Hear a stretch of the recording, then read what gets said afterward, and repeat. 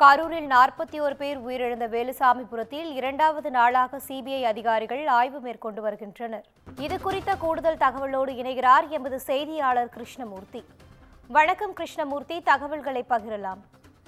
நிச்சயமாக கடந்த மாதம் 27ஆம் தேதியன்று தமிழக வெற்றி கழக தலைவர் விஜய் அவர்கள் பிரச்சாரம் மேற்கொண்டார். அந்த பிரச்சாரத்தின் போது கூட்ட நெரிசல் காரணமாக 41 பேர் உயிரிழந்த நிலையில் கரூர் வேலுசாமிபுரம் சம்பவ இடத்திற்கு நேற்று வந்த சிபிஐ அதிகாரிகள் 2 கார்களில் 12 பேர் கொண்ட குழுவானது விசாரணையை தொடங்கியது.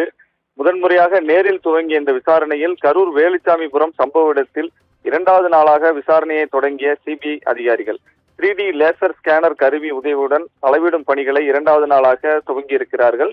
சம்பவ இடமான வேலுசாமிபுரம் பகுதியில் முதல் நாளான நேற்று 300 மீட்டர் தூரத்திற்கு 3D லேசர் ஸ்கேனர் கருவி மூலமாக அளவிடும் பணியானது நடைபெற்றது.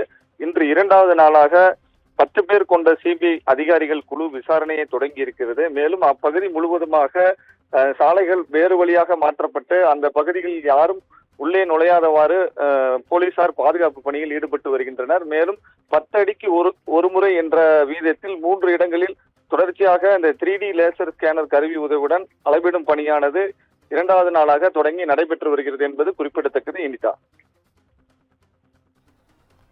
தகவல்களுக்கு நன்றி கிருஷ்ணமூர்த்தி.